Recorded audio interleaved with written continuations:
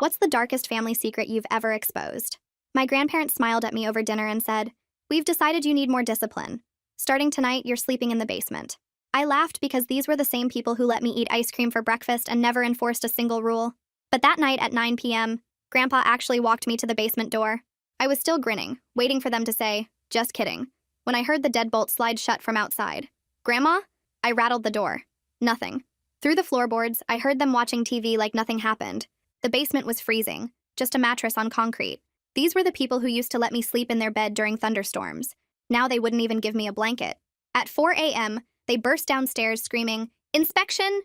Grandma started counting everything: my socks, my books, my hair ties.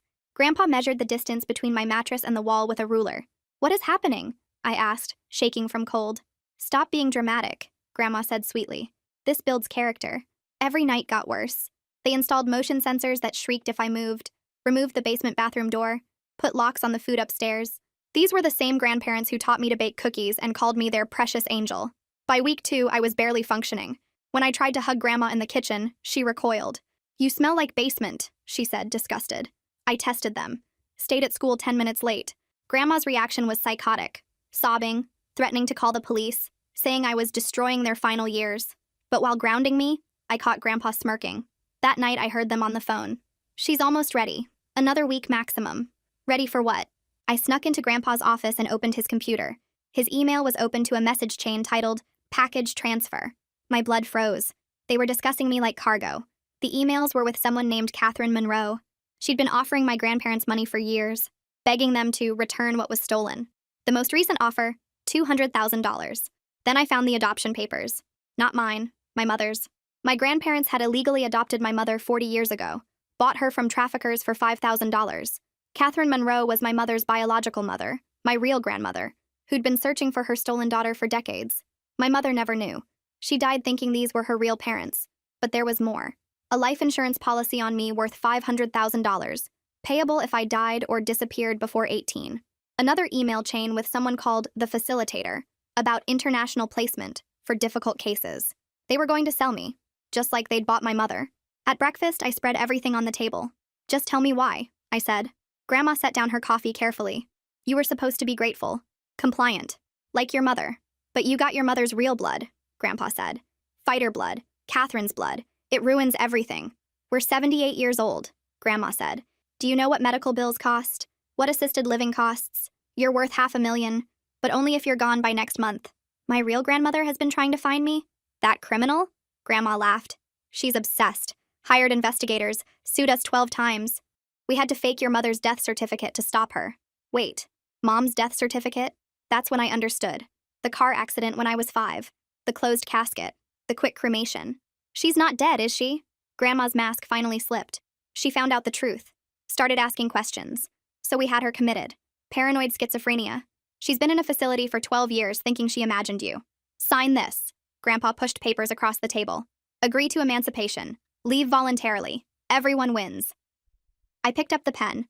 My hand was perfectly steady. But instead of signing, I hit record on my phone and asked one question that made them confess everything. I pulled my phone from my pocket and set it on the table between us, my thumb hovering over the record button. My voice came out steadier than I expected when I asked them to explain exactly how they bought my mother and why they thought they could sell me too. Grandma's coffee cup froze halfway to her lips, and Grandpa's face went completely blank, that careful mask he wore slipping just enough that I could see the calculation happening behind his eyes.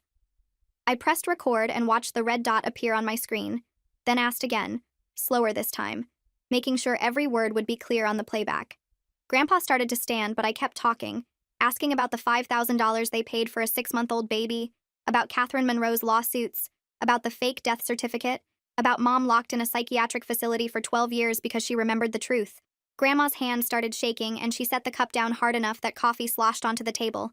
She opened her mouth, and I saw her about to deny everything, but Grandpa put his hand on her arm and said they'd done what they had to do, that Catherine was unstable and dangerous, that Mom had been sick and needed help, that I was being dramatic about a simple business arrangement. I asked what business arrangement involved taking out a life insurance policy on your granddaughter and selling her to human traffickers. Grandma's voice went high and thin when she said I didn't understand how expensive everything was, how their medical bills were crushing them, how I should be grateful they'd raised me at all when they could have just handed me over years ago. Grandpa lunged across the table and his fingers were inches from my phone when I yanked it back and tapped the screen 3 times in quick succession. The recording uploaded to the cloud storage accounts I'd set up the night before, sending copies to 3 different email addresses I'd created using the library computers at the school.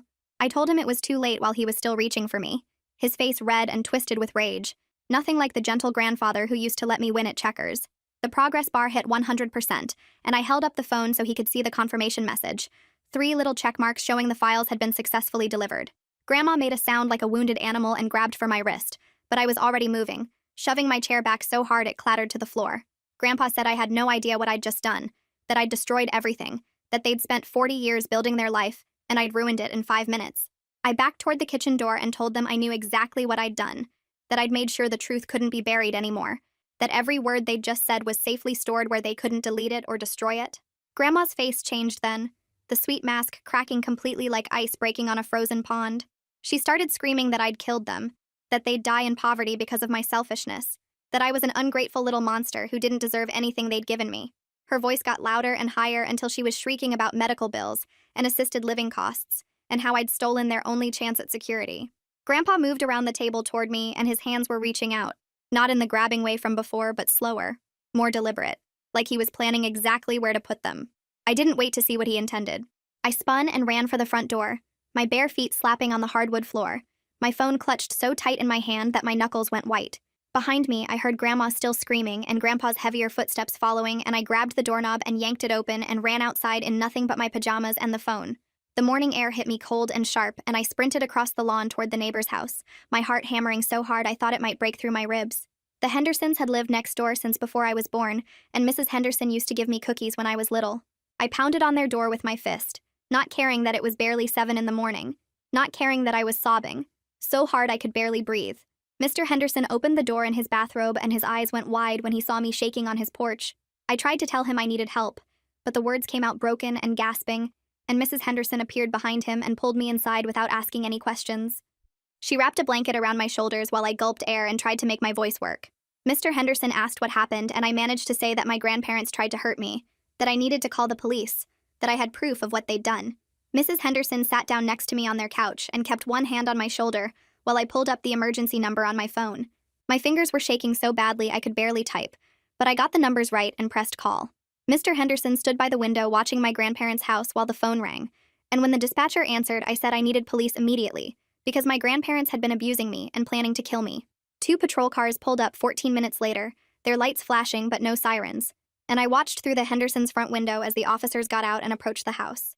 Mrs. Henderson had made me tea that I hadn't touched, and Mr. Henderson had called their daughter to let her know what was happening.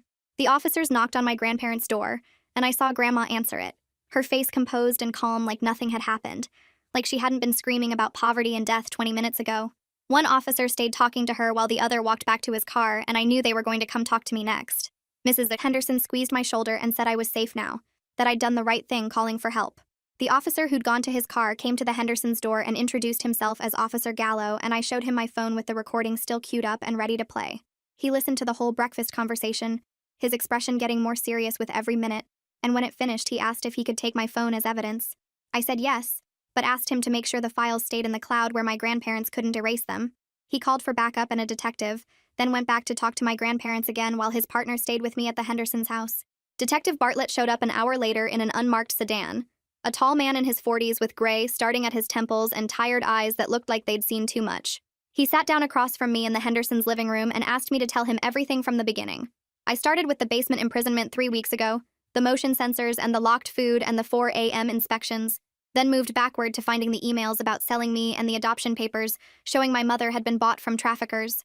Detective Bartlett took notes in a small leather notebook, writing quickly but stopping me sometimes to ask for specific dates or exact wording from the emails. When I got to the part about my mother being alive in a psychiatric facility, locked up for 12 years because she'd started remembering the truth, he looked up sharply and asked which facility. I told him I didn't know, that the emails hadn't said, but that my grandparents had mentioned she'd been diagnosed with paranoid schizophrenia to explain away her memories. He wrote that down carefully and asked about Catherine Monroe, whether I knew how to contact her or where she lived. I gave him the email address from Grandpa's computer and explained that she was my real grandmother, my mother's biological mother, who'd been searching for 40 years. Detective Bartlett asked questions about times and locations, about who else might have known what was happening, about whether my grandparents had ever hurt me physically before the basement. I told him about the motion sensors shrieking if I moved at night, about having no bathroom door, about the locks on the food upstairs that left me hungry for days. He asked if I had any injuries, and I showed him the bruises on my arms from where Grandpa had grabbed me during inspections, the raw spots on my ankles from sleeping on concrete. Mrs. Henderson brought more tea, and Detective Bartlett thanked her, then asked if I felt safe staying with the Hendersons temporarily, while they processed the scene next door. I said yes because I couldn't imagine going back to that house. Couldn't imagine sleeping in that basement ever again. He told me a social worker was on the way, and that I'd need to give another statement later, but for now I should try to rest. I asked what would happen to my grandparents, and he said based on what I'd told him and the recording I'd provided, they'd likely be arrested today. A woman named Carlotta showed up 40 minutes later carrying a tablet and a worn leather bag. She introduced herself as a social worker with Child Protective Services and sat down next to me with a gentle smile that actually reached her eyes. She looked younger than I expected, maybe 30, with dark hair pulled back in a practical ponytail and a way of sitting that made her seem approachable instead of official. Carlotta asked how I was holding up, and I said I didn't know, which was the truth. She nodded like that made perfect sense and said she was here to make sure I had somewhere safe to stay and that my needs were being met. Detective Bartlett excused himself to coordinate with the officers next door, and Carlotta pulled up some forms on her tablet. She asked about other family members, about friends' parents who might take me in temporarily, about anyone I trusted who could provide a safe place while the investigation proceeded. I told her about Catherine Monroe and explained the whole situation, how she was my biological grandmother but we'd never met, how she'd been searching for my mother for decades but didn't know I existed. Carlotta listened carefully and made notes on her tablet, asking questions about whether Catherine had any criminal history or red flags that I knew about. I said I didn't think so, that from the emails she seemed desperate to find her daughter and willing to pay my grandparents just to get her back. Carlotta said she'd try to locate Catherine and verify she was a safe placement option, but in the meantime, I couldn't go back to my grandparents' house and would need emergency foster care. I asked how long that would take, and she said probably just a few days, that cases like mine got priority processing. Mrs. Henderson offered to let me stay with them, but Carlotta explained that foster placements had to go through official channels, that she appreciated the offer, but there were legal requirements. I felt my chest get tight thinking about going to stay with strangers, about sleeping in another unfamiliar place, but Carlotta said she'd find somewhere good, and would stay in touch every day to make sure I was okay. Through the window, I watched more police cars arrive and officers carrying equipment into my grandparents' house. Detective Bartlett came back and told Carlotta they'd gotten a search warrant approved and were processing the scene now. He said they'd found the email correspondence on Grandpa's computer, the adoption papers in a filing cabinet, and the life insurance policy in a desk drawer. In the basement, they'd documented the motion sensors, the missing bathroom door, the locks on the food storage, and the notebook where Grandpa had been tracking my schedule and behavior. He said the evidence was extensive and disturbing, that they'd likely file charges within hours. Carlotta asked about my mother, and Detective Bartlett said he'd contacted the psychiatric facility and confirmed she was a patient there, that he'd be following up to investigate the circumstances of her admission. I asked if I could see her, and he said not yet, that they needed to verify the situation first and make sure any contact would be safe for both of us. 2 hours later, I watched through the neighbor's window as police officers led my grandparents out of their house in handcuffs. Grandmother was crying and calling out for me, saying this was all a misunderstanding, while grandfather walked silently with his jaw clenched tight. Detective Bartlett came back inside and sat down across from me at the kitchen table. He explained they were being charged with kidnapping, child abuse, and conspiracy to commit murder, and there would likely be more charges coming as they investigated the trafficking of my mother 40 years ago.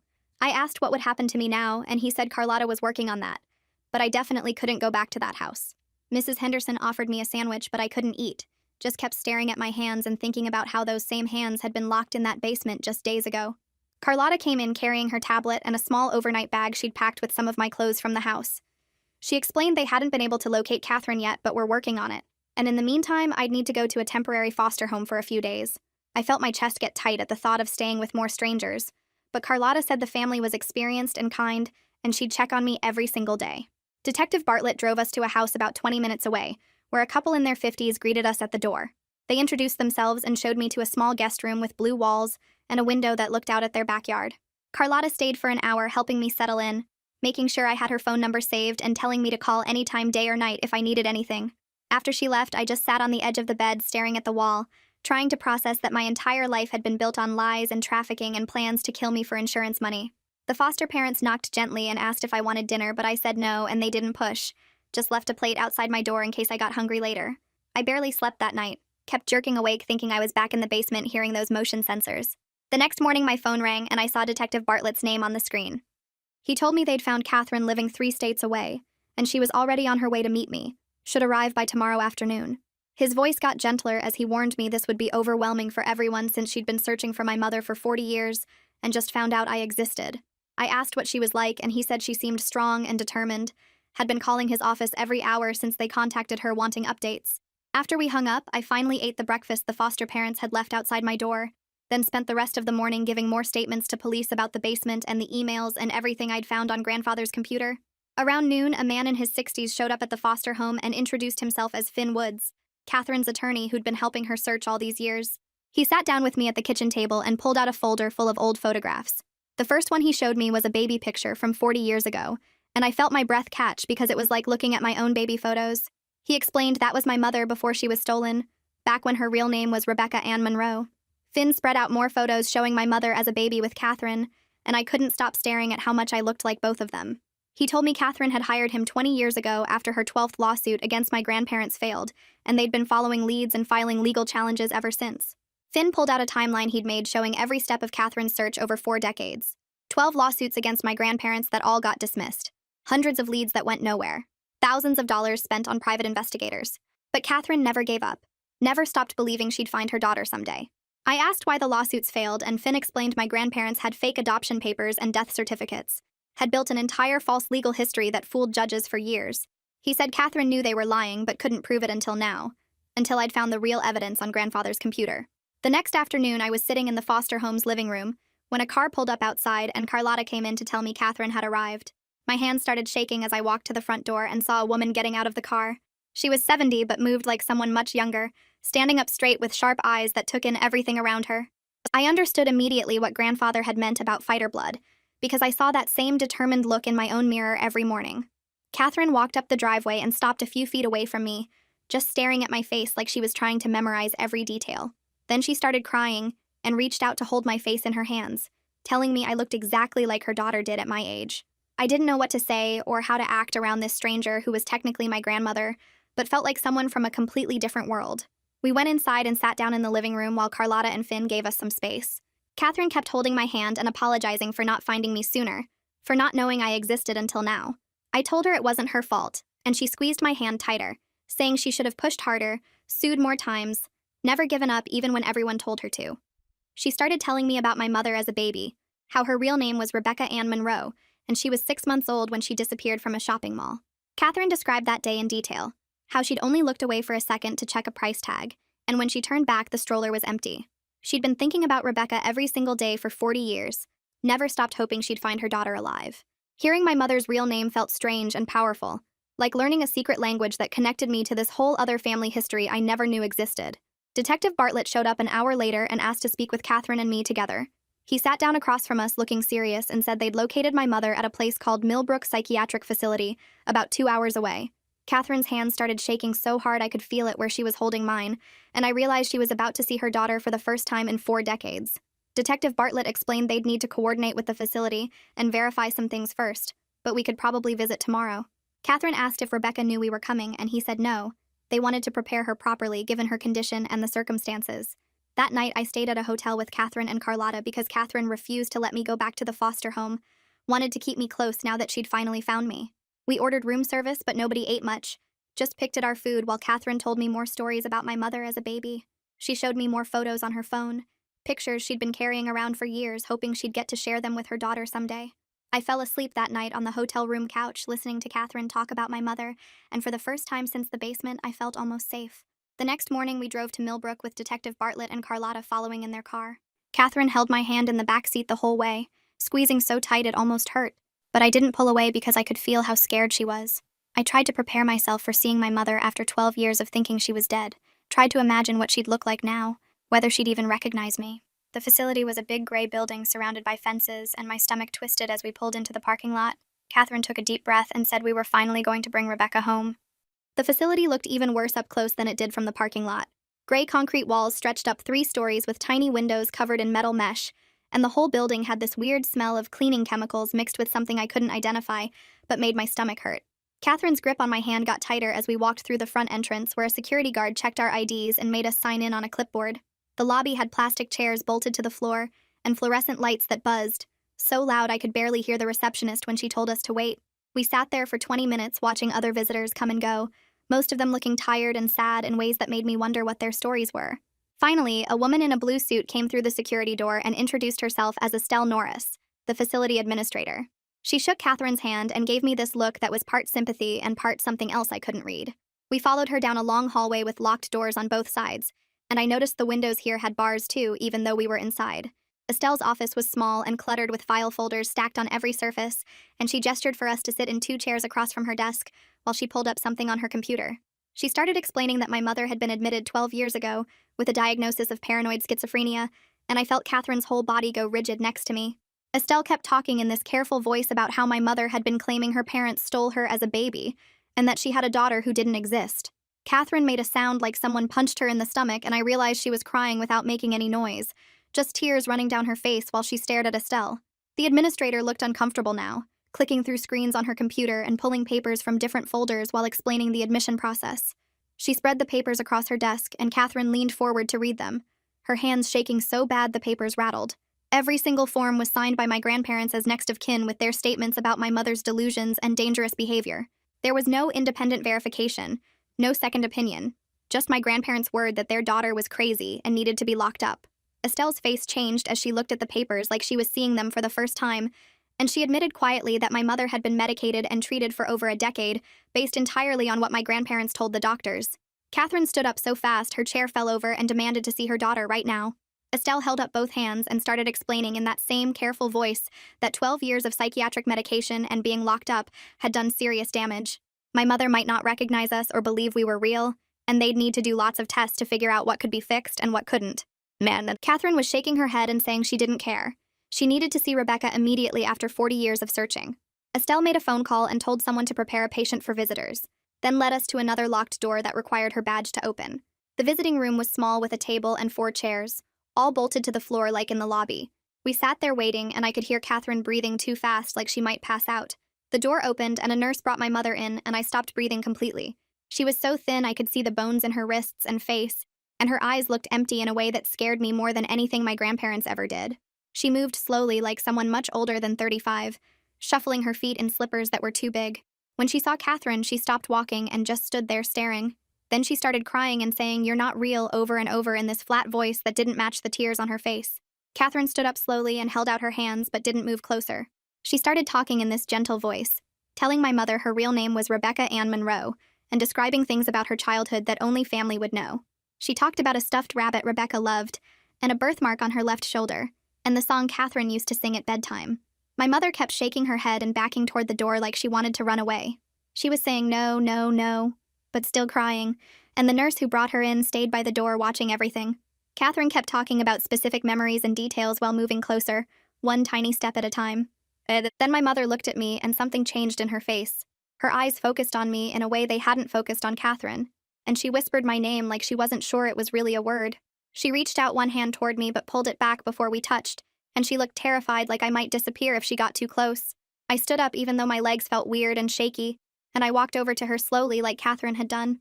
I took her hand and it was freezing cold and trembling, so hard I could barely hold it. I told her I was real, and she was right all along about everything, that she wasn't crazy, and they were the ones who lied. She made this sound like all the air left her body at once and collapsed against me sobbing. She grabbed onto my shirt and kept repeating, "They said I imagined you. They said you weren't real. They said I was crazy." I held her while she cried, and Catherine came over and put her arms around both of us. A doctor came in then. Someone Estelle must have called, and he waited until my mother stopped crying enough to listen. He pulled up a chair and started explaining in this serious voice that what my mother thought were delusions were actually real memories trying to surface. They'd been giving her medication for symptoms that were really her mind trying to remember being trafficked as a baby. Catherine looked at him with so much anger I thought she might hit him, and she asked how they could medicate someone for telling the truth. The doctor said the admission papers seemed legitimate at the time, and they had no reason to doubt the family's account. Estelle jumped in and explained that my mother would need lots of therapy, and they'd have to gradually reduce her medications to see what damage could be reversed. She said there was no way to know how much brain function my mother would get back after 12 years of being treated for a condition she didn't have. Catherine demanded they start the process immediately, and threatened to sue everyone if they delayed even one day. Estelle agreed and said they'd begin reassessing my mother's case right away. We stayed with my mother for another hour while she cried and touched my face like she was trying to memorize it. She kept asking if I was really real, and I kept telling her yes. When it was time to leave, she panicked and grabbed my hand so tight it hurt, begging us not to go because she was afraid we'd disappear. Catherine promised we'd come back tomorrow and every day after that until we could take her home. The nurse had to help separate my mother from me, and watching her being led back through that locked door was one of the hardest things I'd ever done. We drove back to the hotel in silence except for Catherine crying in the passenger seat. That night, I couldn't sleep thinking about my mother in that place for 12 years, locked up and medicated because my grandparents wanted to hide their crimes. The next morning, we went back to visit, and my mother seemed slightly better, more present somehow. She still kept asking if we were real, but she believed us faster when we said yes. Catherine brought photos on her phone and showed my mother pictures of herself as a baby, and my mother stared at them for a long time before saying she remembered some of it. We came back every single day that week, and each time my mother seemed a little more like an actual person. She'd remember things from our last visit and ask questions about what happened while she was locked up. But she also had moments where she'd suddenly seem confused about where she was, or who we were. Like her brain would just stop working right in the middle of a conversation. The doctors started reducing her medications slowly, and doing tests to figure out what parts of her mind might recover. Catherine hired Finn to work with the facility on getting my mother released, and he warned us it could take months because of all the legal issues. By the end of that first week, my mother could have whole conversations without getting confused, and she cried when Catherine told her she could come live with us once the doctors cleared her. She looked at me and said she was sorry for not protecting me from them, and I told her it wasn't her fault because they fooled everyone. We got back from the psychiatric facility and spent 2 days just trying to process everything before the next wave hit. Finn called Catherine's cell while we were eating breakfast and she put him on speaker, so I could hear too.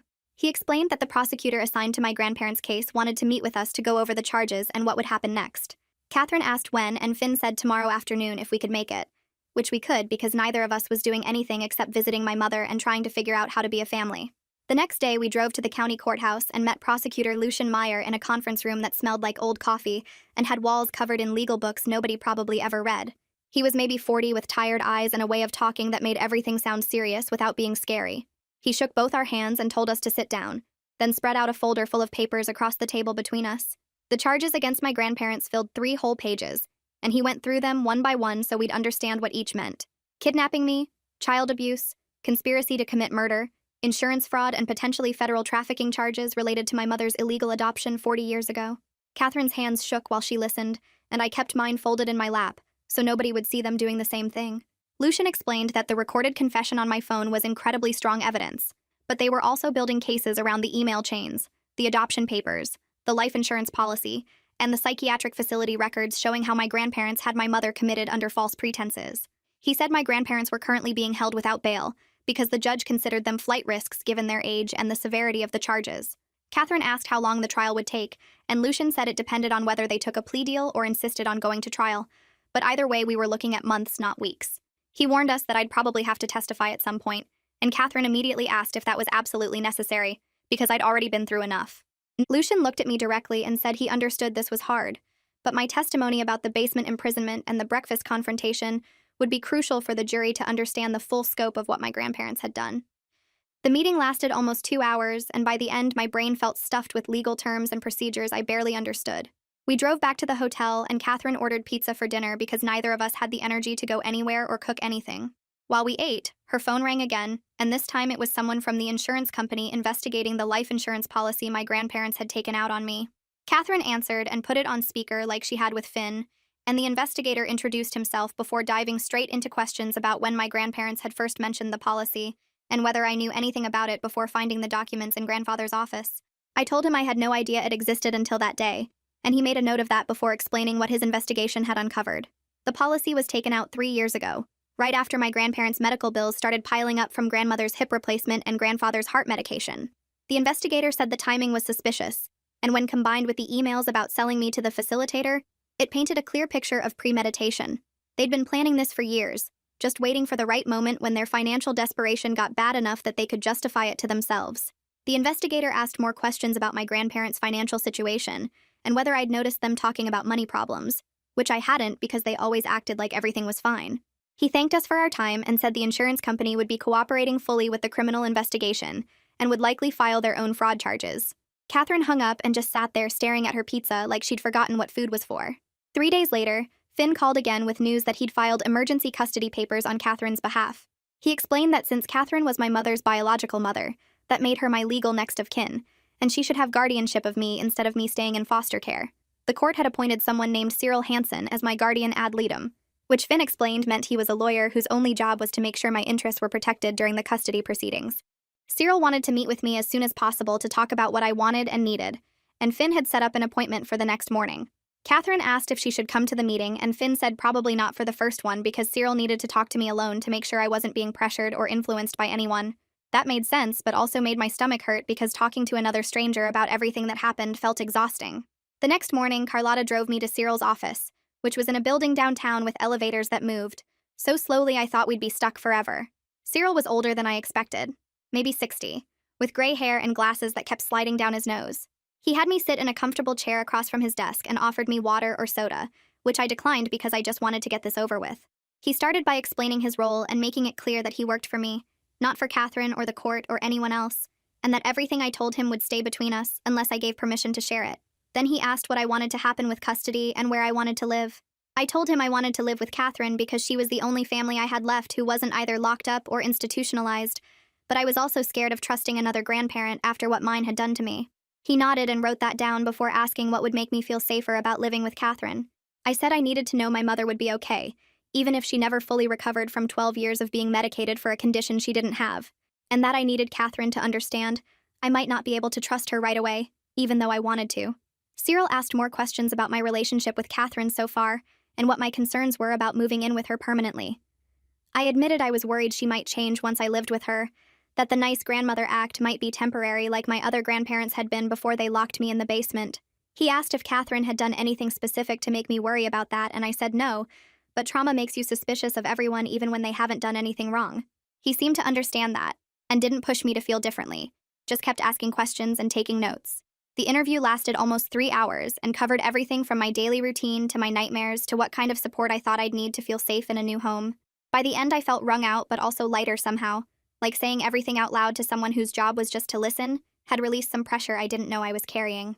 2 weeks after I ran out of my grandparents' house, the custody hearing happened in a courtroom that felt too big and formal for what was basically deciding where I'd sleep at night.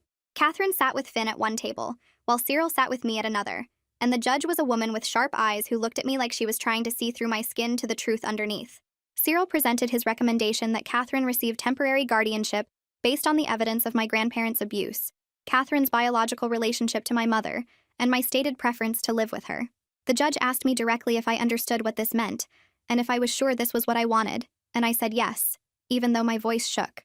She asked a few more questions about my mother's condition, and Catherine's ability to care for me, while also supporting my mother's recovery.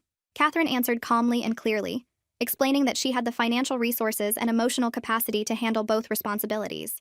The judge looked at all the documents Finn had submitted, then looked at me again before announcing that she was granting Catherine temporary guardianship for 6 months, after which we'd reconvene to assess whether permanent guardianship was appropriate. She said this was in my best interest given the circumstances, and that she'd be monitoring the situation closely to ensure my safety and well-being. Just like that, it was decided. I was moving in with Catherine 3 states away, leaving behind the only home I'd ever known, even though that home had turned into a prison. Catherine's house was nothing like my grandparents' place.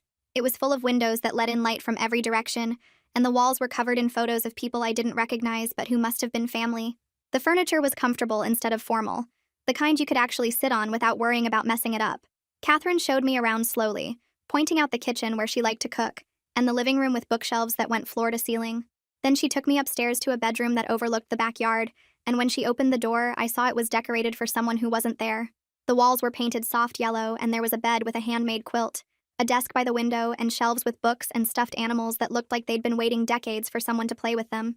Catherine's voice got quiet when she explained this was the room she kept ready for my mother all these years, never giving up hope that she'd find her daughter and bring her home. She said I could stay in this room or choose a different one if I wanted, but she thought maybe my mother would like knowing I was here in the space she'd held for her. I touched the quilt and felt tears coming, but pushed them back down because I'd cried enough for one lifetime. I told Catherine this room was perfect, and she hugged me carefully, like she was afraid I might break. Starting at a new school in November was awkward in ways I hadn't expected. Everyone already had their friend groups and inside jokes and established routines, and I was just the random new girl who showed up halfway through fall semester for no apparent reason. Catherine drove me on the first day and walked me to the office to get my schedule, but she didn't push me to explain anything to anyone. She'd told me before that I could tell people whatever I was comfortable with about why I transferred mid-semester, which was usually just that I was living with my grandmother now. Nobody asked too many questions because teenagers are mostly focused on their own problems, not some stranger's mysterious backstory. The classes were different from my old school, and I spent the first week just trying to figure out where everything was and what the teachers expected. At lunch, I sat alone in the cafeteria with a book, because that seemed less pathetic than sitting alone without one. A few people tried to be friendly in that surface-level way where they smile and say hi, but don't actually want to know you, and I smiled back and said hi, and left it at that. Catherine asked how school was going every day after she picked me up, and I gave her the standard fine, even though fine was a massive overstatement. By the second week, I'd figured out the basic geography of the building and which teachers would accept late homework without penalty. By the third week, I'd stopped expecting anyone to talk to me and had settled into being invisible, which was honestly a relief after everything that happened. The nightmares started around week 3 of living with Catherine. I'd be back in the basement with the motion sensors shrieking every time I moved, or my grandparents would be standing over my mattress explaining calmly why they needed to kill me. Or I'd see my mother's hollow eyes staring at me from the psychiatric facility, while she whispered that I wasn't real. I'd wake up sweating and gasping, convinced I was still trapped in that basement, or that everything since had been a dream, and I'd wake up to find grandfather unlocking the door for another inspection. One night, I woke up crying hard enough that Catherine heard me from her room down the hall. She knocked softly and asked if she could come in, and I said yes, because I was too scared to be alone. She sat on the edge of my bed and didn't try to fix anything or tell me it would be okay, just stayed there while I cried, and occasionally handed me tissues from the box on the nightstand. We sat like that until dawn started showing through the curtains, and Catherine never once acted like this was an inconvenience or something I should get over. She just stayed present while I fell apart, which was somehow more helpful than any advice or comfort could have been. A few days after the nightmare incident, Carlotta called to say she'd arranged for me to see a therapist who specialized in trauma and family violence. The therapist's name was Dr. Beryl Schwartz, and her office was 20 minutes from Catherine's house in a building that tried too hard to look welcoming with its bright colors and inspirational posters. Beryl was maybe 50 with short gray hair and a direct way of talking that I appreciated after weeks of people tiptoeing around me. She didn't waste time with small talk, just asked what brought me in and listened while I gave her the abbreviated version of my grandparents trying to sell me and my mother being institutionalized for 12 years. She took notes, but also maintained eye contact in a way that made me feel like she was actually listening instead of just waiting for her turn to talk. When I finished, she explained that what I was experiencing was completely normal for someone who survived what I did. The nightmares, the hypervigilance, the difficulty trusting people, the sudden crying episodes, all of it was my brain's way of processing trauma. She said healing wasn't linear or quick, that I'd have good days and sometimes good hours followed by bad hours. She asked what coping mechanisms I currently used, and I admitted I mostly just tried not to think about it, which she said was understandable but not sustainable long term. We spent the rest of the session talking about grounding techniques and how to recognize when I was getting triggered before I completely spiraled. She gave me homework, which felt weird for therapy, but made sense when she explained it was about practicing the skills we discussed. I left feeling slightly less broken than when I arrived, which seemed like progress. That same week, my mother was transferred to a different psychiatric facility that specialized in trauma recovery, rather than long-term institutionalization. The new place was an hour away from Catherine's house instead of 2, which meant we could visit more often without it taking up the entire day. Catherine and I started going twice a week, usually Tuesday and Thursday afternoons after I got out of school. The new facility looked more like a regular medical building than a psychiatric hospital, with actual windows and common areas that didn't feel like prisons. My mother had her own room instead of sharing with 3 other patients, and the staff treated her like a person capable of recovery, rather than someone who needed to be managed and medicated into compliance. The first few visits, she was still shaky and uncertain, asking repeatedly if we were real and if we'd come back. But slowly, visit by visit, she started to seem more like an actual person and less like a ghost. She'd remember things from our last conversation and ask follow-up questions, which sounds like such a small thing but felt huge after years of her not remembering I existed at all. She started talking about wanting to learn things again, maybe take classes or read books that weren't approved by facility staff. Catherine brought her magazines and novels, and my mother would tell us about them during our next visit, excited about plot twists and characters like she was discovering reading for the first time. One Thursday, she asked about my school, and actually listened to my answer, even laughed when I told her about the teacher who couldn't figure out how to unmute himself during online attendance. These tiny moments of normalcy felt like miracles after everything we'd been through. During the next Thursday visit, my mother sat across from me in the facility's common room with her hands folded on the table. She looked more present than usual, her eyes focused instead of that distant, medicated stare I'd gotten used to. She started talking about books, about a chapter she'd just finished, then stopped mid-sentence and looked at me really carefully. She said she remembered teaching me to read before they took her away. She remembered sitting with me on a blue couch, pointing at words in picture books, watching my face light up when I figured out a new word. She remembered my 4th birthday party with the homemade cake that had wonky frosting, and 4 candles I couldn't blow out all at once. She remembered the stuffed elephant I carried everywhere, the one with the torn ear that I refused to let anyone fix because I said it made him special. Her voice got quieter as she talked, like she was afraid speaking too loud would make the memories disappear again. Then she started crying, not the hollow mechanical tears from earlier visits, but real sobbing that shook her whole body. She said the doctors told her those memories were delusions, that she'd invented a daughter because she was sick and broken. They made her repeat over and over that I wasn't real, that her memories were symptoms of her disease. She'd spent 12 years thinking her brain had created me, that every memory of holding me and teaching me and loving me was just her mind playing tricks. Catherine reached across the table and held her hand while she cried, and I sat there feeling like someone had punched all the air out of my chest. My mother had remembered me the whole time, had fought to hold on to those memories while doctors and medication tried to erase them, and she'd been alone with that for 12 years. The preliminary hearing happened on a freezing December morning at the county courthouse downtown. Catherine drove me there early because Carlotta said we needed time to prepare before going into the courtroom. The building was old with high ceilings and marble floors that made every sound echo, and I felt sick the moment we walked through the metal detectors. Prosecutor Meyer met us in a small conference room and went over what I'd need to testify about, what questions the defense attorney might ask, how to stay calm if I got upset on the stand. He was matter-of-fact about it, explaining the process like he was giving directions somewhere, which somehow made it less scary than if he'd been overly nice. When we finally walked into the courtroom, I saw my grandparents sitting at the defense table in orange jumpsuits with a guard standing behind them. Grandmother looked smaller than I remembered, her face pale without makeup, her hands folded on the table in front of her. Grandfather sat perfectly still with that same blank expression he used to have when he was angry but pretending not to be. Seeing them in those orange suits with chains on their wrists made my stomach flip, not because I felt sorry for them, but because it made everything real in a way it hadn't been before. The judge called my name and I walked to the witness stand with my legs shaking so hard I thought everyone could see. I put my hand on the Bible and swore to tell the truth, then sat down and looked at Prosecutor Meyer instead of at my grandparents. He asked me to describe the basement imprisonment and I told him about the motion sensors and the locked door and the 4 a.m. inspections. He asked about the breakfast confrontation, and I described spreading the papers on the table and recording their confession. My voice stayed steady even though my hands were gripping the armrests, so tight my fingers went numb. The defense attorney asked me questions too, trying to make it sound like I'd misunderstood or exaggerated, but I just kept telling the truth clearly and completely like Prosecutor Meyer had coached me to do. During the break, I was standing in the hallway with Catherine when my grandmother appeared next to us with her attorney and the guard. She looked at me with those same eyes that used to watch me eat cookies in her kitchen, and she called me Precious Angel in that sweet voice she used to use. She said she knew I was confused and scared, but we could fix this if I just told the judge I'd made a mistake. Catherine stepped between us so fast I barely saw her move, putting herself physically in front of me like a wall. She told my grandmother in a voice I'd never heard her use before that she would never speak to me again, that she'd lost the right to call me anything when she decided to sell me like property. The bailiff started moving toward us to escort my grandparents away, and that's when grandmother's mask cracked again. She started screaming that I was ungrateful, that they'd raised me and fed me and given me everything, that I was destroying their final years over nothing. Her voice got higher and louder as the bailiff pulled her backward down the hall, echoing off the marble floors while other people in the courthouse stopped and stared. Grandfather didn't say anything, just looked at me with this cold expression that made me understand he'd never actually loved me at all. Catherine kept her arm around my shoulders until they were gone, and I realized I was shaking so hard my teeth were chattering even though the courthouse was warm. That afternoon, Finn came to Catherine's house to talk about the case. He sat at the kitchen table with papers spread out in front of him, explaining that my grandparents' attorney was trying to negotiate a plea deal to avoid going to trial.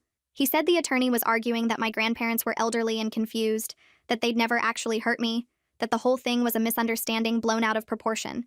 But Prosecutor Meyer was pushing for maximum sentences given the severity and duration of their crimes, not just what they'd done to me, but the trafficking of my mother 40 years ago, and her 12 years of false imprisonment in the psychiatric facility. Finn said the case could go to trial if they didn't accept the prosecution's terms, which would mean more hearings and more testimony and months of waiting for resolution. He asked how I felt about that possibility, whether I was prepared to testify again in a full trial if it came to that. I told him I'd do whatever it took to make sure they couldn't hurt anyone else, that I wasn't scared of telling the truth even if it meant facing them in court again. Catherine squeezed my hand under the table and told Finn to let Prosecutor Meyer know we'd support whatever approach gave the strongest chance of conviction and the longest sentences. Finn made notes on his papers and said he'd relay that message, then started packing up his files. Before he left, he told me I was handling this with remarkable strength for someone my age, but I didn't feel strong. I felt tired and angry and like I wanted this to be over, so I could stop thinking about them every single day. That night, Catherine asked if I wanted to learn about my real family history. We sat in her living room with photo albums and documents spread across the coffee table, and she started telling me about my mother's childhood before she was stolen. She showed me pictures of my mother as a baby with dark curls and a smile that looked exactly like mine, surrounded by family at birthday parties and holidays and ordinary days. She told me about extended family I never knew existed, aunts and uncles and cousins who'd mourned when my mother disappeared and who'd been part of Catherine's search all these years. She explained cultural traditions my grandparents had erased, holidays we should have celebrated together, recipes and stories and history that were mine by blood, but had been stolen along with everything else. I looked at pictures of family gatherings I should have been part of, saw my face reflected in the faces of relatives I'd never met, and understood for the first time that I wasn't just a trafficking victim. I was part of something bigger than the small, isolated world my grandparents had created, part of a family with roots and stories and people who'd wanted me before they even knew I existed. Catherine showed me a family tree she'd maintained all these years with my mother's name, and a blank space below it labeled Rebecca's daughter, waiting for the day she'd finally know who I was. She traced the lines with her finger, showing me how I connected to dozens of people who shared my blood and my history, and I felt something shift inside me. I wasn't alone anymore. Wasn't just the granddaughter of 2 criminals who'd tried to sell me. I was part of something real and permanent that no one could take away. For Christmas, Catherine gave me a photo album she'd been making since the day she found me. The cover was simple, dark blue leather with my name embossed in gold letters, and when I opened it, I saw my mother's baby pictures carefully arranged on the first pages. There were photos of family gatherings from before my mother was stolen, everyone smiling and unaware of what was coming. Then there were pages of empty spaces with handwritten labels, Rebecca's daughter's first day of school, and Rebecca's daughter's 10th birthday, and Rebecca's daughter learning to drive. Catherine had left those spaces blank all these years, holding on to hope that someday she'd know my name and have actual pictures to fill them with. The later pages had recent photos, pictures Catherine had taken of me and my mother at the psychiatric facility, of me and her at the house, of the 3 of us together. She'd written captions under each one with the dates and details, creating the record of my life that should have existed all along. The last page had a note in Catherine's handwriting that said she never stopped believing we'd all be together someday, that every empty space in this album was an act of faith that the truth would eventually surface. I sat on her couch crying while looking through the pages, understanding that someone had been waiting for me my entire life, that I'd been wanted and missed and searched for even when I didn't know it. Catherine sat next to me and said this was just the beginning of building the life we should have had, that we'd fill dozens more albums together with real memories and real family and real love. In January, my mother was released from the psychiatric facility to a supervised group home across town. The doctor said 12 years of institutionalization had destroyed many of her daily living skills, that she'd need intensive therapy and support to learn how to function independently again. The group home was a regular house in a quiet neighborhood where 6 people lived together with staff support, learning or relearning how to cook and clean and manage money and navigate the world outside institutions. Catherine and I helped her move in on a cold Saturday morning, carrying boxes of new clothes and books and basic supplies up to her small bedroom on the 2nd floor. My mother kept touching everything like she couldn't believe it was real, running her hands over the bedspread and the curtains and the dresser drawers. She asked the staff member showing us around if she was really allowed to close her bedroom door, if she could really choose when to wake up and what to eat and whether to join group activities. The staff member explained gently that yes, this was her space and her life now, that the whole point of the group home was helping her rebuild autonomy and independence. My mother sat on her new bed and cried, and I understood she was crying because for the first time in 12 years, she had choices about her own life. Our first visit to the group home the following week was harder than I expected. My mother had cleaned her room obsessively and was wearing carefully matched clothes with her hair brushed smooth, sitting stiffly on the couch in the common area when we arrived. She asked us how we were doing in this bright fake voice, laughed at things that weren't funny, kept adjusting her posture like she was graded on how normal she could act. Everything about her seemed rehearsed and performed, like she was playing the part of a recovered person, instead of actually being one. Catherine watched her for a few minutes, then sat down next to her and said gently that she didn't have to perform for us, that we weren't doctors or staff members evaluating her progress. My mother's fake smile cracked and she started crying, saying she didn't know how to be a person anymore. She said she'd spent 12 years learning to act sane according to other people's definitions, to say the right things and show the right emotions and suppress anything that might be labeled as symptoms. Now she was supposed to just be herself, but she didn't know who that was anymore or how to figure it out. She said every interaction felt like a test she might fail. Every emotion felt dangerous because what if it was the wrong one? Catherine held her while she sobbed and told her it was okay to not know, that she had time to figure out who she was now and we'd be here through all of it. The next day, I had a therapy session with Beryl and I told her about the group home visit and how broken my mother seemed. Beryl listened carefully, then explained that my mother might never fully recover the years that were stolen from her, that 12 years of psychiatric abuse and inappropriate medication had done real lasting damage. She said it wasn't my fault that my mother was struggling, and it wasn't my responsibility to fix her or make her healing happen faster. I could love her and support her recovery without making her healing my job, without feeling guilty every time she had a bad day or struggled with something that should be simple. Beryl said the healthiest thing I could do was maintain boundaries. show up for my mother when I had the capacity, but also take care of my own needs and my own healing.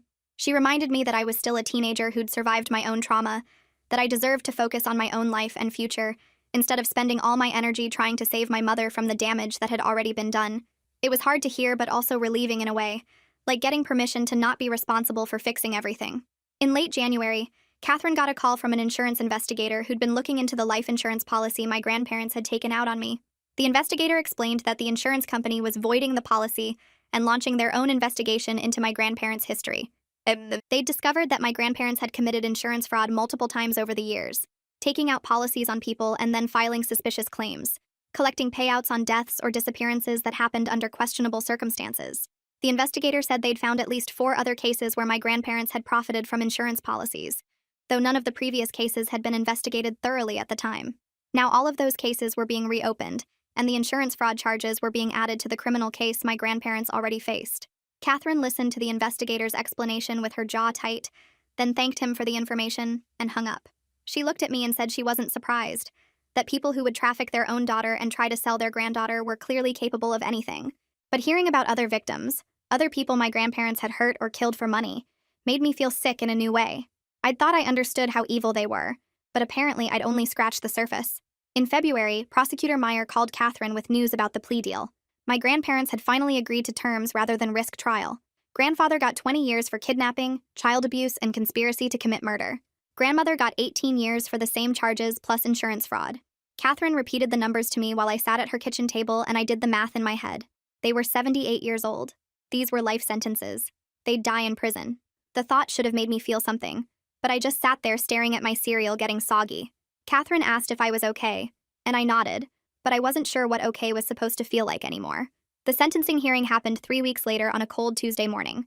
Catherine, my mother, and I drove to the courthouse together. My mother held my hand in the back seat, her palm clammy and shaking. She'd been doing better lately, but courtrooms made her anxious. Too many years of being dragged to commitment hearings where people decided she was crazy. The courthouse had metal detectors and guards with bored expressions. We went through security and found seats in the gallery behind the prosecutor's table. My grandparents were already there in orange jumpsuits, sitting with their public defender. Grandmother's hair looked greasy and flat without her usual styling. Grandfather's shoulders were hunched forward like he'd shrunk. They looked old and small and pathetic. When grandmother turned around and saw me, her face transformed. She smiled that sweet grandma smile I used to trust, and mouthed, "Precious angel," at me. My stomach twisted. Catherine put her arm around my shoulders and blocked grandmother's view of me. Grandfather just stared straight ahead with his jaw clenched tight. The judge read out the charges and the agreed sentences. Grandfather got 20 years. Grandmother got 18. The judge asked if they had anything to say before sentencing. Grandfather stood up slowly and turned to glare directly at me. His eyes were hard and mean. No pretense of love anymore. He didn't say anything, but the look said enough. Grandmother started crying, loud, dramatic sobs that echoed through the courtroom. She talked about medical bills and how expensive prison health care was, and how she'd die alone without proper treatment. She said her arthritis was terrible and she needed special medication. Not one word about what they'd done to me or my mother. Not one word of actual remorse. Just complaints about how their consequences would inconvenience them. The judge looked disgusted and told them to sit down. He signed the sentencing papers, and that was it. My grandparents were let out through a side door. Grandmother was still crying about her medical expenses. Grandfather glanced back one more time with that same hateful glare. Then they were gone. We left the courthouse and nobody said much. My mother was shaking worse than before, gripping my hand so tight it hurt. Catherine suggested getting lunch somewhere quiet. We ended up at a little restaurant near the courthouse that served soup and sandwiches. The place was mostly empty, just us and a couple other tables. We sat in a corner booth and my mother finally let go of my hand. She ordered tea but didn't drink it, just wrapped her hands around the warm cup. Catherine ordered for all of us because I couldn't focus on the menu. When the food came, my mother picked at her sandwich and then suddenly looked at me with clear eyes. She reached across the table and took my hand again, gentler this time. She said she was proud of me for being brave enough to expose the truth. Her voice was quiet but steady, more present than I'd heard her sound in months. She said most people would have stayed silent out of fear, but I'd chosen to speak up even when it was terrifying. Catherine squeezed my other hand and said we were all brave, that we'd survived something horrible together. I started crying into my soup and they let me cry without trying to fix it. A week later, Finn showed up at Catherine's house with papers about a civil lawsuit. He explained that Catherine wanted to sue my grandparents for damages related to my mother's kidnapping and my abuse. My grandparents didn't have money, so this wasn't really about getting paid. It was about creating an official legal record of exactly what they'd done and the harm they'd caused. documentation that would exist forever in court records, proof that couldn't be denied or rewritten. I asked if I'd have to testify again, and Finn said probably not, that the criminal case evidence would support the civil claims. Catherine signed the papers, and Finn took them away to file with the court. It felt strange to think about my grandparents in prison getting served with more legal papers, but also kind of satisfying. They'd spent decades hiding their crimes, and now everything was documented and made official. Winter started turning into spring, and I noticed I felt different at Catherine's house. Not completely safe, but safer. I still checked every night that my bedroom door locked from the inside. Sometimes I woke up in the middle of the night convinced I was back in the basement, heart racing and hands shaking until I remembered where I actually was. But those panic attacks were happening less often. Dr. Schwartz said this was normal healing, that trauma doesn't disappear overnight. She said my brain was slowly learning to feel secure again after months of being in danger. Some mornings I woke up and didn't immediately think about my grandparents. Some days I went to the school and focused on homework instead of replaying everything in my head. Progress was slow and uneven, but it was happening. My mother started coming to dinner at Catherine's house every Sunday. At first she was quiet and withdrawn, eating quickly and leaving as soon as politely possible. But gradually she stayed longer. She started asking me questions about school, and actually listened to my answers. She remembered things I'd told her the previous week and brought them up again. She laughed at Catherine's jokes, real laughs instead of that hollow, medicated sound. One Sunday she helped me with my algebra homework and explained concepts in a way that actually made sense. Catherine watched us working together with tears in her eyes. Later she told me it was the first time in 40 years she'd seen her daughter act like a mother, and it gave her hope that healing was possible for all of us. In late March, Catherine enrolled me in a support group for teenage trafficking survivors. It met every Wednesday evening at a community center downtown. I didn't want to go at first because talking about what happened with strangers sounded horrible. But Catherine said hearing other people's stories might help me feel less alone. The first meeting I sat in the back and didn't say anything. There were 8 other teenagers there, all different ages and backgrounds. They talked about being sold by family members, about being promised good jobs that turned into captivity, about escaping and trying to rebuild normal lives. Their stories were different from mine in the details, but the same in the ways that mattered. The fear, the betrayal, the confusion about how the people who were supposed to protect you could hurt you instead. After the 3rd meeting, I started talking a little. After the 5th meeting, I realized I didn't feel so weird and broken anymore. What happened to me and my mother was part of a bigger pattern. We weren't alone, even though it had felt isolating for so long. In April, my mother's therapist called Catherine with good news. My mother had made enough progress to have unsupervised visits with me. No more staff members hovering nearby. No more structured visiting rooms. Just us spending time together like a normal mother and daughter. Catherine drove me to the group home on a Saturday afternoon and left us alone for 2 hours. My mother had set up her room with photos and books, making it feel more like home than an institution. We sat on her bed looking through photo albums Catherine had given her. Pictures of my mother as a baby before she was stolen. Pictures of me as a little kid that my grandparents had taken, back when they were still pretending to be normal grandparents. My mother told me stories about my early childhood, things she remembered from before they took her away. She said I used to refuse to wear shoes and would hide them all over the house. She said I was obsessed with elephants and made her read the same elephant book every night for months. Hearing these memories made them feel real again, instead of like dreams I'd imagined. During our next visit, my mother got quiet and serious. She said she felt guilty that I'd grown up with the people who trafficked her. She said she should have protected me, but they'd convinced everyone she was crazy, so nobody listened. Her voice cracked and she started crying, saying she'd failed me as a mother. I grabbed her hands and told her it wasn't her fault. I said they were master manipulators who'd fooled everyone for decades. I said they'd stolen her entire life, and then used that theft to hurt me too, and none of that was because of anything she did or didn't do. I told her she'd been their victim just like me, maybe even more because they'd taken 40 years from her. She cried harder and hugged me tight, saying she was trying so hard to be a good mother now, even though she didn't always know how. I told her she was doing great, and I meant it. The civil lawsuit settled in May. Finn called Catherine with the news that my grandparents had agreed to sign over everything they owned. The house, their savings accounts, their possessions, all of it. The assets would be split between Catherine for my mother's ongoing care and a trust fund for my future education and living expenses. Finn warned us it wasn't much money because my grandparents had spent most of their savings on lawyers and living expenses before their arrest. The house needed repairs and probably wouldn't sell for much. But it was something. More importantly, it was acknowledgement. Legal documentation that they'd harmed us and owed us compensation. The settlement papers listed every crime they'd committed and every way those crimes had damaged our lives. It would exist in court records forever, proof of what they'd done that nobody could erase or deny. Catherine picked us up early on a Saturday morning in late May. My mother sat in the back seat gripping her purse so tight her knuckles went white. We drove for almost 3 hours to a neighborhood I'd never seen before, full of old houses with big yards and trees lining every street. Catherine pulled up in front of a blue house with white shutters and cut the engine. My mother stared out the window without moving. This was where she'd lived before they took her. The current owners had planted different flowers in the front garden and painted the shutters a lighter shade, but the bones of the house were the same. My mother opened the car door slowly and walked up to the edge of the lawn. She stood there looking at the house like she was trying to make a memory solid instead of just shadows and fragments. Catherine walked over and stood beside her without saying anything. I stayed by the car, giving them space. My mother started crying after a few minutes. Not loud sobs, but quiet tears that just kept coming. She told Catherine she remembered a swing set in the backyard and a tree she used to climb. She remembered a yellow bedroom with stars on the ceiling. Catherine wrapped her arms around my mother, and they stood there on the front lawn, while 40 years of grief finally had somewhere to go. A woman came out of the house looking confused and a little worried about two strangers crying on her property. Catherine explained quickly that her daughter used to live here as a baby before she was stolen.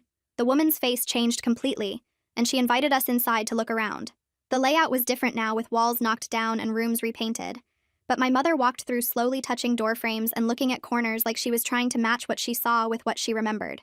The woman showed us the backyard, and there was still a big oak tree even though the swing set was long gone. My mother walked over to the tree and put her hand on the bark.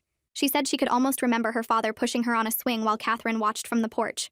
We stayed for about an hour before my mother said she was ready to leave. She thanked the homeowner and we drove back in silence. My mother fell asleep in the back seat with her head against the window. At the school, things started getting better as the weather warmed up. My grades climbed from barely passing to solid B's, and even a few A's in classes where I actually paid attention. I joined the debate team in April because my English teacher kept bugging me about it, and I needed an extracurricular activity that didn't involve therapy or court dates. The first meeting was awkward because everyone already knew each other from previous years, but the coach paired me with a junior named Maya who didn't ask questions about where I'd transferred from or why I joined so late. We practiced arguing both sides of topics like school uniforms and voting age, and it felt good to focus on something that had nothing to do with my real life. Maya invited me to sit with her friend group at lunch sometimes, and they were normal teenagers who complained about homework and talked about movies and didn't know anything about trafficking or psychiatric facilities or grandparents who bought children. Being around them made me feel like maybe I could be a regular person sometimes, instead of always being the girl with the horrible backstory. I made friends with two other kids from debate team who lived near Catherine's house, and we started studying together at the library on Thursdays. They knew I lived with my grandmother, but they didn't know why, and I liked having that separation between my trauma and my daily life. In early June, my mother's treatment team had a big meeting to discuss her progress. Catherine and I sat in a conference room at the group home while doctors and social workers talked about how much my mother had improved over the past few months. They said she was ready to move to a supervised apartment program, where she'd have her own space but still get regular check-ins and support. The apartment would be about 20 minutes from Catherine's house in a building specifically for people transitioning out of institutional care. Catherine and I helped my mother move in on a Saturday in mid-June. The apartment was small but clean, with a bedroom, bathroom, kitchen area, and living room all in one open space. My mother had almost no possessions after 12 years in facilities, so we went shopping and bought her dishes, towels, bedding, and basic furniture. She picked out everything carefully, like she couldn't quite believe she got to make her own choices about what color towels to buy or which coffee maker to get. We set up her bed and hung curtains and stocked her kitchen with groceries. My mother kept touching things like she needed to make sure they were real. She arranged her few photos on a shelf and organized her small collection of books. When we finished, she sat on her new couch and cried happy tears. This was her first space that was truly hers in over a decade. The next week, my mother called and asked if I'd come visit her at the apartment, just the two of us without Catherine or therapists or anyone else watching. I said yes and took the bus over after school on a Wednesday.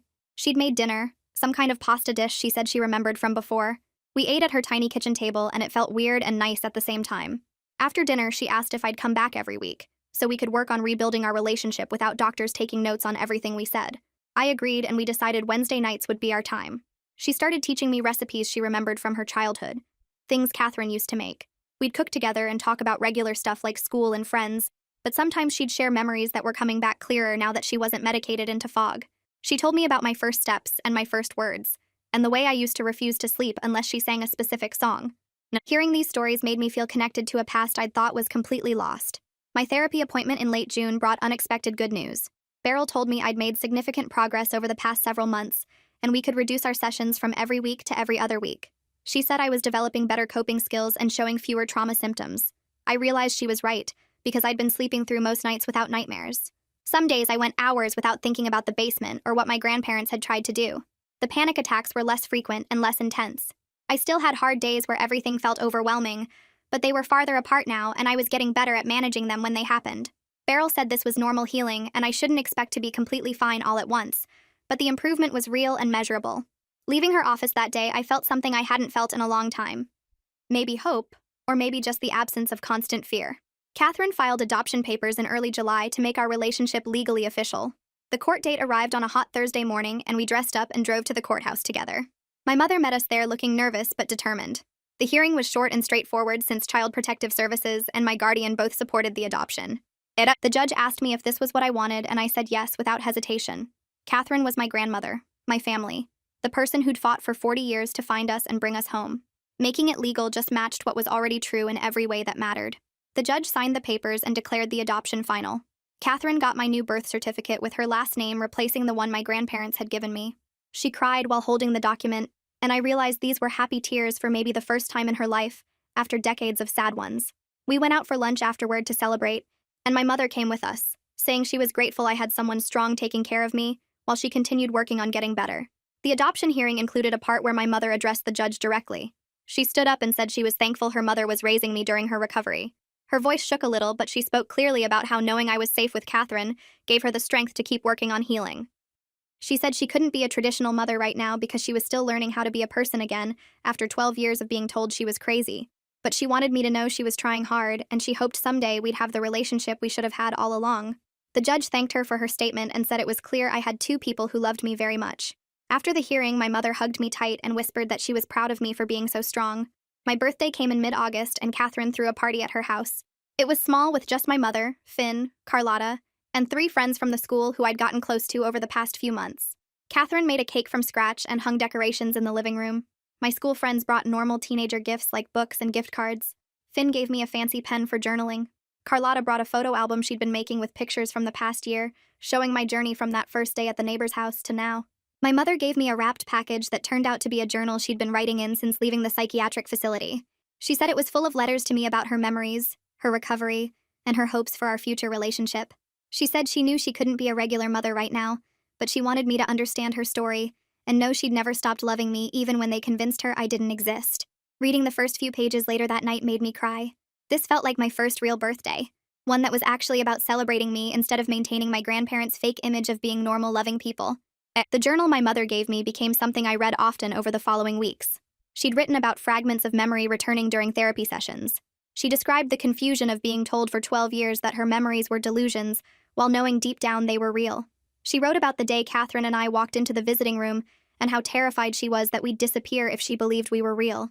She included hopes for our future, like teaching me to drive someday, or helping me pick a college, or just being someone I could call when I needed advice. She wrote about her own recovery and how hard it was to relearn basic life skills after being institutionalized for so long. Reading her words helped me understand that her distance wasn't rejection, but rather the careful way someone moves when they're still learning to trust that good things won't be taken away. As August ended and September approached, I found myself actually excited about starting junior year. This was new because I'd never looked forward to anything in my life before. But now I was safe living with Catherine in a house where nobody locked me in basements or planned to sell me. I was healing slowly with therapy and medication and support from people who actually cared. I had a grandmother who'd searched for 40 years and never gave up. I had a mother who was working hard to recover from 12 years of abuse disguised as treatment. I had friends at the school who liked me for who I was, not who I pretended to be. For the first time, I could think about the future without feeling terrified. I could imagine going to college or getting a job or just living a normal life. I was beginning to understand who I actually was, beyond what my grandparents had tried to make me, and that person was someone I might actually like. The first Sunday dinner happened the weekend after school started. Catherine set out ingredients on the counter, and my mother arrived right on time carrying a bag of fresh vegetables from the farmer's market. We decided to make lasagna together because my mother remembered it being her favorite as a kid. Catherine showed us how to layer the noodles and cheese while telling stories about teaching my mother to cook when she was little. My mother's hands shook a bit while spreading the ricotta, but she smiled the whole time. We sat at the dining table after and passed dishes around like normal families do. My mother asked about my classes and actually remembered the details when I mentioned them the next week. Catherine talked about her garden and the tomatoes she'd been growing all summer. Nobody mentioned basements or psychiatric facilities or grandparents in prison. We just ate and laughed, and my mother looked more alive than I'd ever seen her. This became our thing every Sunday without anyone officially deciding it. My mother would show up and we'd pick a recipe together and spend the afternoon in Catherine's kitchen. She got steadier each week, dropping things less often and remembering more stories from before everything got stolen from her. In September, a documentary filmmaker named Sarah Camacho contacted Catherine asking if we'd be willing to share our story for a film about trafficking cases. Catherine called a family meeting to discuss it, and we sat in her living room talking through what it would mean. My mother worried about people seeing her at her worst, but also said maybe our truth could help someone else recognize the signs of abuse. I thought about other kids trapped in basements or group homes who might see the documentary and realize they weren't alone. We agreed to do it together. The interview happened at Catherine's house with cameras and lights set up in the living room. I talked about the basement and the emails and finding out my whole life was a lie. My mother described the 12 years of being told her memories were delusions and how it felt when we walked into that visiting room. Catherine explained the 40 years of searching and never giving up even when everyone said to move on. Sarah asked hard questions, but we answered them honestly because hiding the truth was what let my grandparents hurt us for so long. Afterward, my mother hugged me tight and said she was proud we chose to speak up instead of staying silent. 3 weeks later, during our Sunday dinner, my mother set down her fork and announced she had news. She'd enrolled in online classes to finish her high school diploma since the institutionalization happened before she could graduate. Catherine started crying happy tears, and I laughed because we calculated that if everything went according to plan, we might graduate the same year. My mother joked that we could have a joint graduation party and share a cake. She said the classes were hard because her memory still had gaps, and some subjects felt completely new, but her teachers were patient, and she was determined to finish. I offered to help her study, and she smiled, saying, maybe we could do homework together sometimes. Catherine raised her glass of water in a toast to education and second chances and family dinners that felt like coming home. My mother's eyes were clear and focused in a way they hadn't been even a month ago. We cleaned up the dishes together and made plans for next Sunday's menu. Walking my mother to her car later, I realized this was what normal felt like. What family was supposed to be all along. Not perfect or easy, but real and safe and full of people who actually wanted to be there. The future stretched out ahead of us filled with possibilities instead of pain, with graduations and Sunday dinners and stories we'd keep building together 1 week at a time. That's it for today's story. Thanks for spending part of your day here. It really does mean a lot. I hope it left you with something gentle and good.